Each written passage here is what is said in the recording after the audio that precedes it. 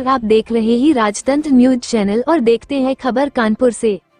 आज budget 2025 mutual fund उद्योग पर कैसा होगा असर, एक नजर निवेशकों के लिए।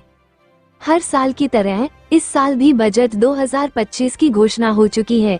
इस बजट में म्यूचुअल फंड उद्योग के लिए कुछ महत्वपूर्ण बदलाव किए गए हैं, जिनका निवेशकों पर सीधा असर पड़ेगा। आइए इन बदलावों और उनके संभावित प्रभावों पर एक नजर डालते हैं। क्या बदला, क्या नहीं। इस बजट में इक्विटी म्यूचुअल फंड में निवेश पर कोई बड़ा बदलाव नहीं किया गया है, यानी इक्विटी फंड्स पर लगने वाला टैक्स पहले की तरह ही है। यह निवेशकों के लिए एक राहत की खबर है, क्योंकि किसी भी नकारात्मक बदलाव से बाजार में अस्थिरता आ सकती थी। हालांकि कुछ जानकारों का मानना है कि सरकार ने बाजार को और अधिक आकर्षक बनाने के लिए कोई विशेष प्रोत्साहन नहीं दिया। म्यूचुअल फंड उद्योग लंबे समय से टैक्स में कुछ राहत की उम्मीद कर रहा था, जो इस बजट में पूरी नहीं हुई। डेट फंड्स पर टैक्स का असर। डेट म्यूचुअल फंड निवेशकों के लिए एक महत्वपूर्ण बदलाव किया गया है। अब डेट फंड्स से होने वाले मुनाफे पर long term capital gains tax नहीं लगेगा। इसका मतलब है कि अब चाहे आप कितने भी समय के लिए डेट फंड में निवेश करें, आपको उस पर इनकम टैक्स स्लैब के हिसाब से टैक्स देना होगा। ये बदलाव डेट फंड निवेशकों के लिए थोड़ा निराशाजनक हो सकता है, क्योंकि इससे उनकी कमाई पर टैक्स का बोझ बढ़ सकता है। क्या होगा निवेशकों पर असर। इक्विटी फंड निवेशक। इक्विटी फंड निवेशकों के लिए फिलहाल कोई चिंता की बात नहीं है, उनका निवेश पहले की तरह ही जारी रहेगा। डेट फंड निवेशक। डेट फंड निवेशकों को अब अपनी निवेश रणनीति पर दोबारा विचार करना होगा।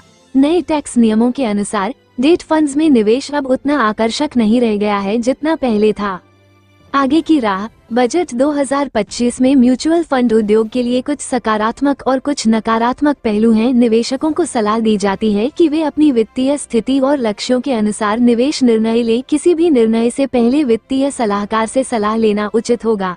बाजार की गतिशीलता को देखते हुए निवेशकों को धैर्य और समझदारी से निवेश करना चाहिए। मैं नेहा जाखुरिया, फाइनेंशियल एडवाइज़र कानपुर नगर से हूँ। मैं सबसे पहले अपने प्रधानमंत्री श्री नरेंद्र मोदी जी का धन्यवाद करती हूँ। 2025 बजट वैसे तो मिडिल क्लास पीपल के लिए बहुत अच्छा उन्होंने भेजा है, लेकिन हमारी इन्वेस्टमेंट म्यूचुअल फंड में अगर हम देखें तो इक्विटी म्यूचुअल फंड में कोई भी चेंज नहीं आया है।